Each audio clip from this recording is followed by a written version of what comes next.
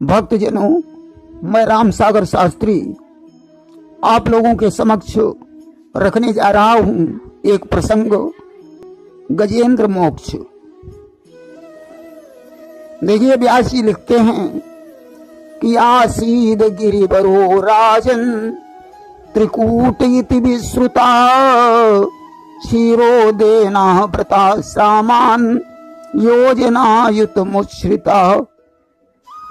सुखदेव जी राजा परीक्षित से कहते हैं कि राजन, क्षीर सागर में एक त्रिकूट नामक सुंदर पर्वत था जो 10,000 योजन लंबा, चौड़ा और ऊंचा था। इस पर्वत की सोने, चांदी और लोहे की 3 चोटियां थीं। इस पर्वत के तराई क्षेत्र में वरुण देव का एक बगीचा था जिसमें नाना प्रकार के वृक्ष थे जो फल फूलों से सर्वदा लदे रहते थे। इसी बगीचे में देवांगनाएं क्रीड़ा किया करती थीं। इसी बगीचे में एक बड़ा भारी सरोवर था जिस सरोवर में नीले कमल खिलते थे और बड़े बड़े घड़ियाल रहते थे।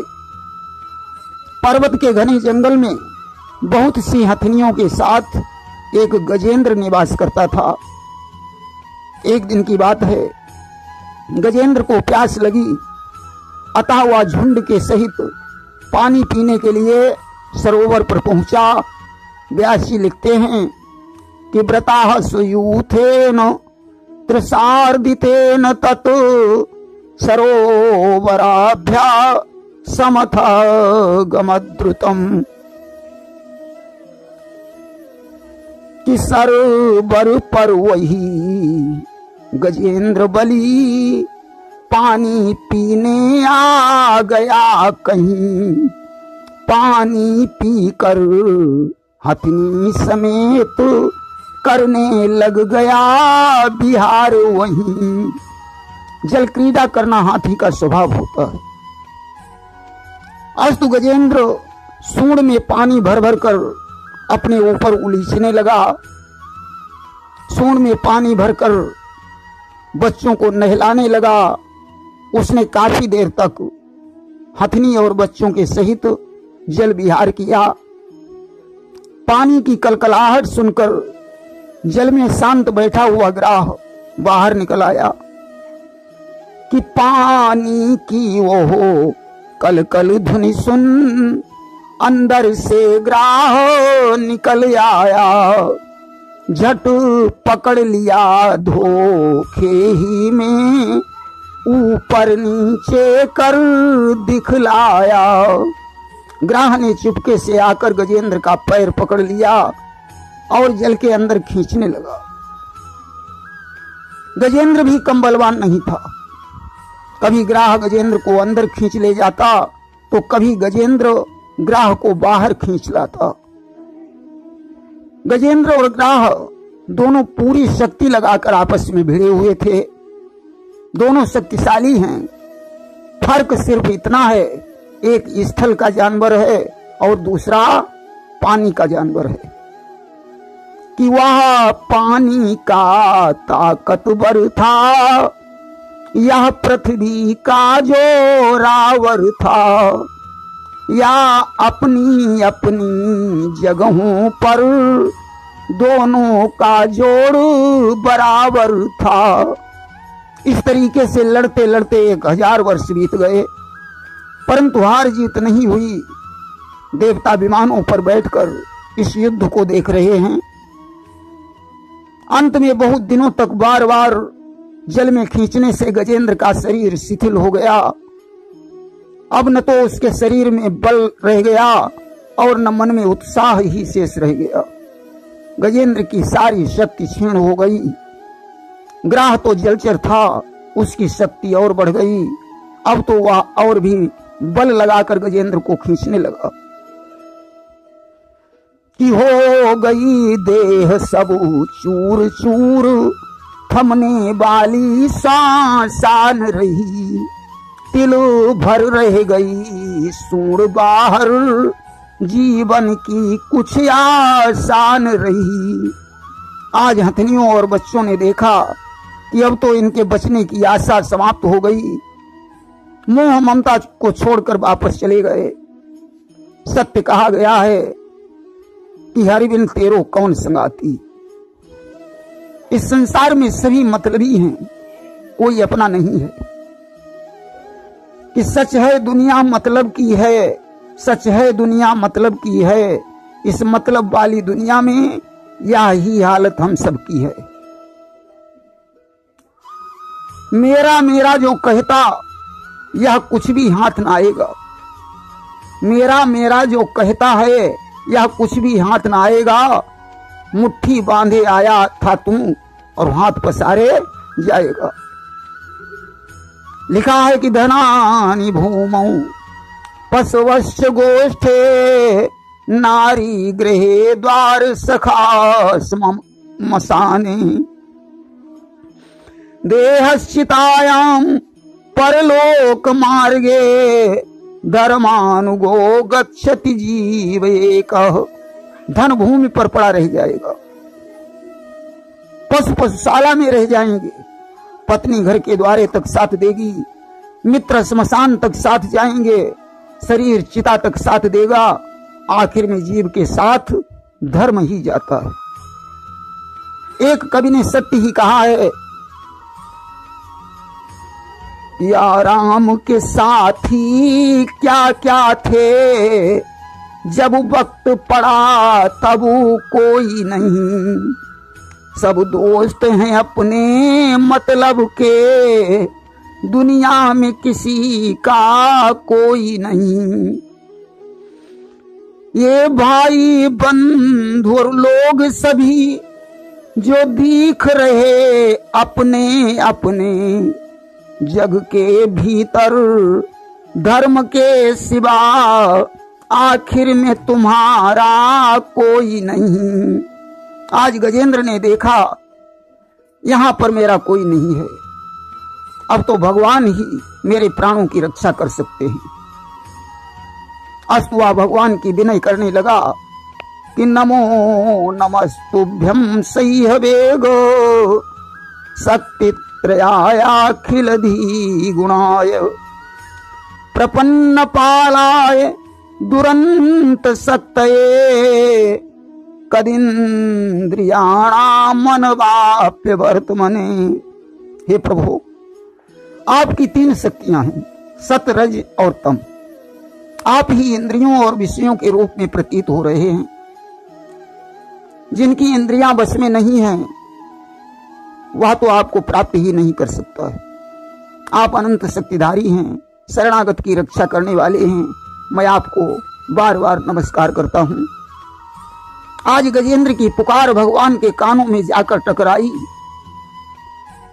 कि भर गई सरासर खरभर सी मैदानों में वीरानों में, जा चुभी सूल सी वह पुकार वैकुंठ नाथ के कानों में। देखिए, जब तक बच्चा खिलौने से खेल रहा होता है तब तक माँ उसका ध्यान नहीं देती, परंतु जब बच्चा खिलौना फेंक कर माँ के लिए आतुर हो उठता है तो माँ दौड़कर बच्चे के पास आ जाती है और उसे अपनी गोद में उठा लेती है।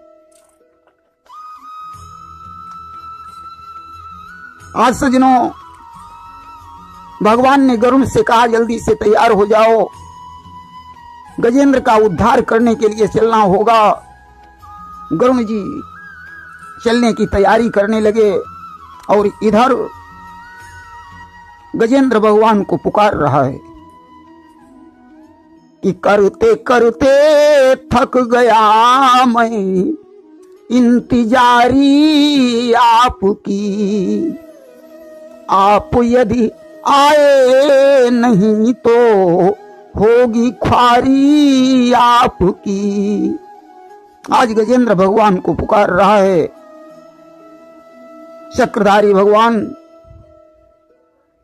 वेदमय गरुड़ पर बैठकर गजेंद्र के पास प्रस्थान करते हैं। व्यास लिखते हैं कि छंदोमये न गरुड़ेन समूह मानस चक्रायुधोभ्यगमदासुयतो गजेंद्र।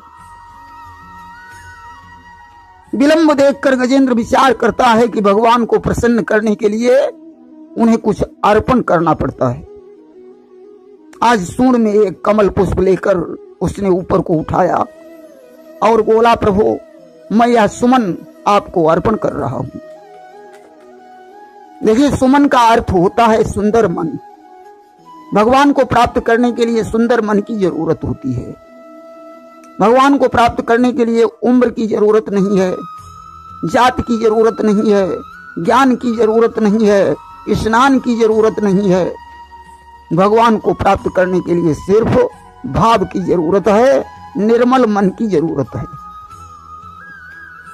भगवान कहते हैं कि निर्मल मन जन सो मोहि पावा, अमोहि कपट छल छिद्र न भावा। जिसका मन निर्मल है वही मुझे प्राप्त कर सकता है। जिसके हृदय में छल छिद्र और कपट भरा है वह मुझे कभी प्राप्त नहीं कर सकता है। अस्तु आज गजेंद्र भगवान को सुमन अर्पित करते हुए बड़े कष्ट में बोला, नारायण जगत गुरु भगवान आपको नमस्कार है। व्यास जी लिखते हैं कि उत्क्षिप्य सांबुज करम गिरिमाह वृक्षान। यहाँ व्यास जी लिखते हैं कि उत्क्षिप्य सांबुज करम गिरिमाह कृक्षान, नारायणाखिल गुरो भगवन नमस्ते। आज भगवान ने देखा गजेंद्र अत्यंत पीड़ित हो रहा है। वे गरुण को छोड़कर कूद पड़े, गजेंद्र को ग्राह के सहित खींचकर बाहर ले आए। देवगण विमानों पर बैठे हुए यह दृश्य देख रहे थे। भगवान ने चक्र की धार से ग्राह का मुख चीर दिया और गजेंद्र को छुड़ा लिया। कि तब प्रभु ने उस अभिमानी का मुख चक्रधार से चीर दिया। देखते देखते देवों के हरि ने गजेंद्र को छुड़ा लिया। आज भगवान का स्पर्श करते ही ग्राह अत्यंत सुंदर गंधर्व बन गया और भगवान की स्तुति करता हुआ अपने लोक को चला गया। देखिए, ग्राह हूहू नाम का गंधर्व था। एक दिन अपनी स्त्रियों समेत विमान पर बैठकर जल विहार करने के लिए निकला। एक सरोवर के तट पर देवल ऋषि स्नान कर रहे थे। वहां पहुंचकर यह स्त्रियों सहित जल विहार करने लगा। इसने अज्ञानतावश हंसी करने के लिए देवल ऋषि का पैर पकड़कर जल में घसीटा। देवल ऋषि को क्रोध आ गया। उन्होंने श्राप दे दिया, जा दुष्ट, तूने ग्राह की तरह मेरे पैर को खींचा है, इसलिए ग्राह हो जा। उसने कहा, मुनिवर मेरा उद्धार कैसे होगा?